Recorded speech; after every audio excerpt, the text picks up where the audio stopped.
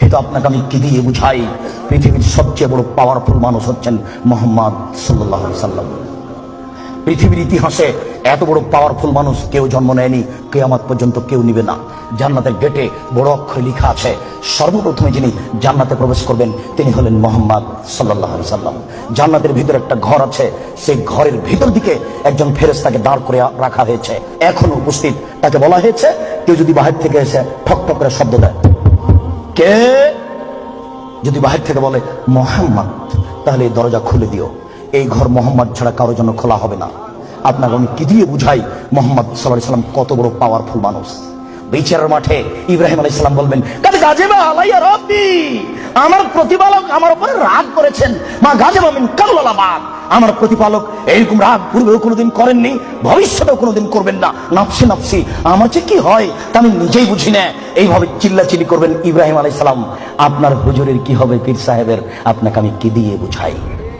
শুনুন, ওই সময়তে মুহাম্মদ সাল্লাল্লাহু আলাইহি সাল্লাম সিজদায় পড়বেন, তখন আল্লাহ বলবেন, এই ফারাসাক সালতুতা আসফাতু সাফা, মুহাম্মদ মাথা উঠান, বলেন যা বলবেন তাই মেনে নিব। যেই কথা বলবেন আমি সে কথা গ্রহণ করব। আপনি মাথা উঠান না, আপনি বলেন না আমাকে কি বলছেন, আমি আল্লাহ, আপনি যা বলবেন তাই মেনে নিব। এত বড় পাওয়ারফুল মানুষ একটু বলতে পারলেন না, যাও যাও তোমার বিচার হবে না, তোমার পাপ ক্ষমা হয়ে গেছে, যাও তোমার বিচার হবে না, এই কথা তিনি বলতে পারলেন না। এত বড় পাওয়ারফুল মানুষ, তিনি খালি বললেন, খালিদ তুমি একে গালি দিও না, এ এত তওবা করেছে। এরকম তওবা যদি বড় থেকে বড় পাপী করে তাহলে তার পাপকে ক্ষমা করা হবে খালিদ।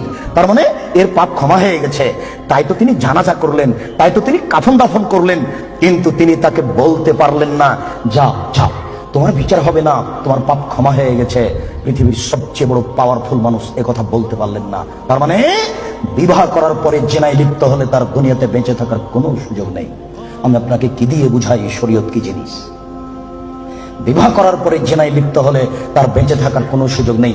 আব্দুর রাজ্জাক সাহেব, কথা বুঝেছি, একটু দয়া করে কোনো পথঘাট বলেন। জি, পথঘাট আছে, চিন্তা করবেন না, নিরাশা কিছু নেই। শুনুন, নিরাশা কিছু নেই। এই পাপ কার সাথে জড়িত? আল্লাহর সাথে জড়িত। আল্লাহ নবী বলেছেন, কে যদি জেনে শুনে 1 টাকা সুদ খায়, 36 বার জেনা করে যত পাপ হবে, 1 টাকা সুদ খেলে তার চেয়ে বেশি পাপ হবে। তিনি বলেছেন, সুদের পাপের 70টি ভাগ রয়েছে। ছোট ভাগ হলো মার সাথে জেনা করলে যেমন পাপ হয়। সুদ যত বড়ই পাপ হোক না কেন, সুদের পাপ কার সাথে জড়িত? আল্লাহর সাথে জড়িত। জেনার পাপ কার সাথে জড়িত? আল্লাহর সাথে জড়িত। যুবক, তুমি নিরাশা হবে না, নিরাশার কিছু নেই। শোনো, ওই যে ওই যে ওই যে ওই মোড়ে উঠে এইখানে রিক্সা থেকে নেমে রিক্সাওয়ালাকে বলছো, এই রিক্সাওয়ালা কয় টাকা ভাড়া রে? 40 টাকা। হ্যাঁ বেটা, 20 টাকা ভাড়া, 40 টাকা চাও। এক থাপ্পড় দিয়ে 20 টাকা দিয়ে বিদায় করে দিলে। এখন এই পাপ তওবা করে ক্ষমা হবে না, মরা পর্যন্ত কাঁদলেও হবে না। এটা খুবই জটিল। জেনার পাপের চেয়ে রিক্সাওয়ালাকে একটা থাপ্পড় মারা কত যে কঠিন, আপনাকে আমি কি দিয়ে বুঝাই? এই ছেলে, তোমার বাপ দলীয় দাপটে জমি দখল করেছে, দিন রাত যদি তোমার বাপ তাহাজ্জুদ পড়া হবে না। শফিকুল ইসলাম জাগরণী বলেছেন, লাভ হবে না কবর পাকা করে দিয়েছেন, বাপের কবর যদি স্বর্ণ দিয়ে বানান কোনো লাভ হবে না। নজরুল ইসলাম বলেছেন, মসজিদের পাশে কবর দিও ভাই। মসজিদের পাশে কেন, আপনার বাপের কবর যদি কাবা ঘরের নিচে ঢুকিয়ে দেন 1 পয়সা লাভ হবে না। শুনুন, রিক্সাওয়ালাকে থাপ্পড় মেরেছেন, ক্ষমার পৃথিবীতে কোনো সুযোগ নেই। রিক্সাওয়ালাকে খুঁজে বের করতে হবে, খুঁজে বের করে হাত ধরে বলতে হবে, ও রিক্সাওয়ালা, আমি বুঝতে পারিনি গো, তোমাকে 1 থাপ্পড় মারা আমার ভুল হয়েছে, তুমি আমাকে মাফ করো।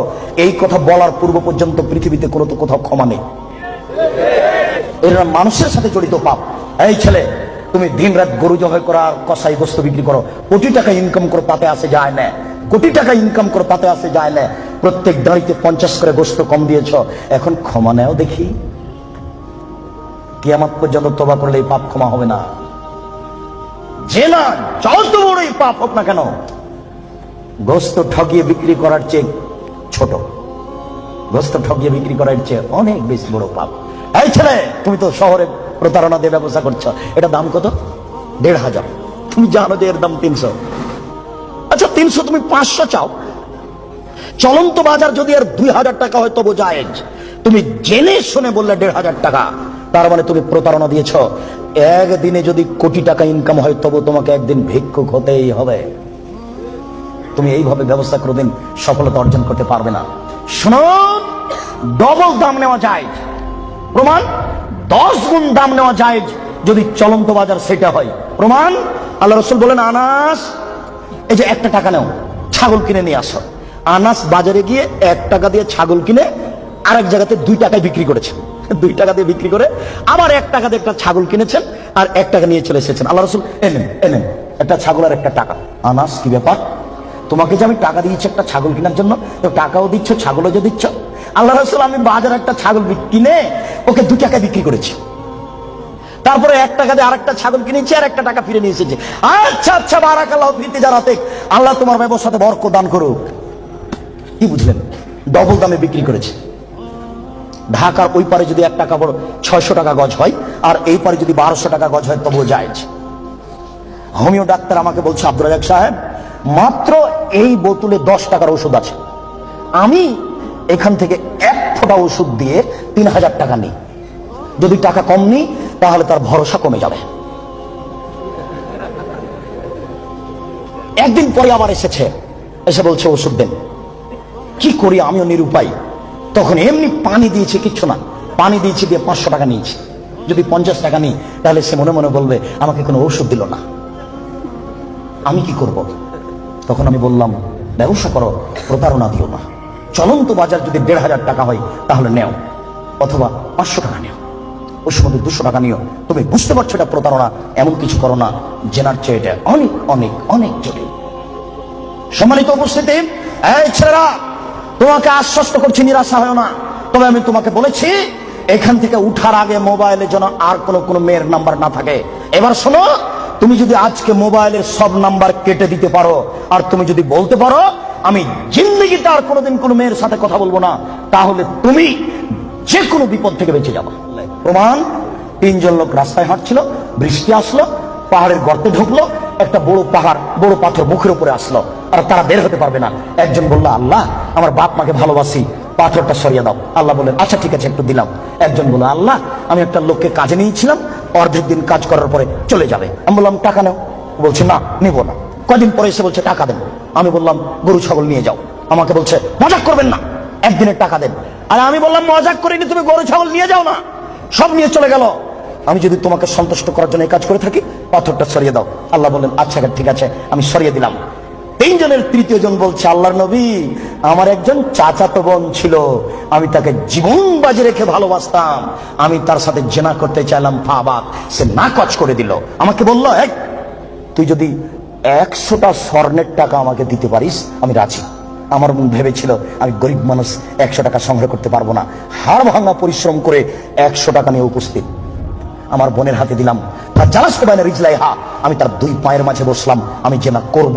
তখন আমার বোন বলছে, আব্দুল্লাহ, হে আল্লাহর বান্দা, ইত্তাকিল্লাহ, আল্লাহকে ভয় কররে, ওরা তাতাহিল খাতামা, তুই আমাকে অসতী প্রমাণ করিস না। হে আল্লাহর বান্দা, তুই আল্লাহকে ভয় কররে, আমাকে অসতী করিস না। ফাকুম তানাহা, আমি ওখান থেকে উঠে গেছি, তোমার ভয়ে পাথর সরিয়ে দাও। আল্লাহ বলেন, আচ্ছা ঠিক আছে, আমি পাথর সরিয়ে দিলাম। এ দেখো, বিপদ থেকে বেঁচে গেল জেনা বন্ধ করার কারণে। আমি না বুঝাতে পারলাম না, বুখারী মুসলিমের হাদিস।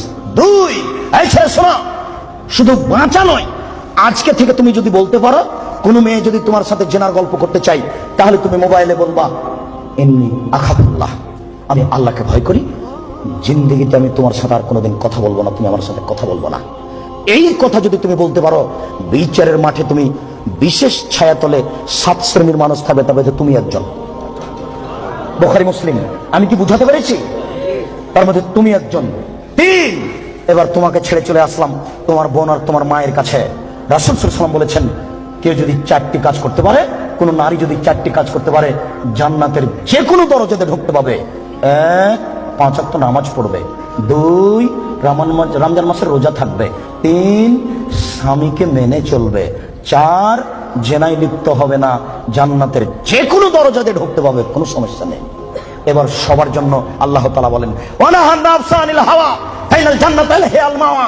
পৃথিবীর মানুষ, তোমরা শুনে রাখো, আমি আল্লাহ বলছি, তোমরা যদি তোমাদের প্রবৃত্তিকে ঠেকাতে পারো, যদি বলো আর কোনোদিন জেনায় লিপ্ত হব না, তাহলে আমি আল্লাহ তোমাদের জন্য জান্নাতুল মাওয়া রেখেছি।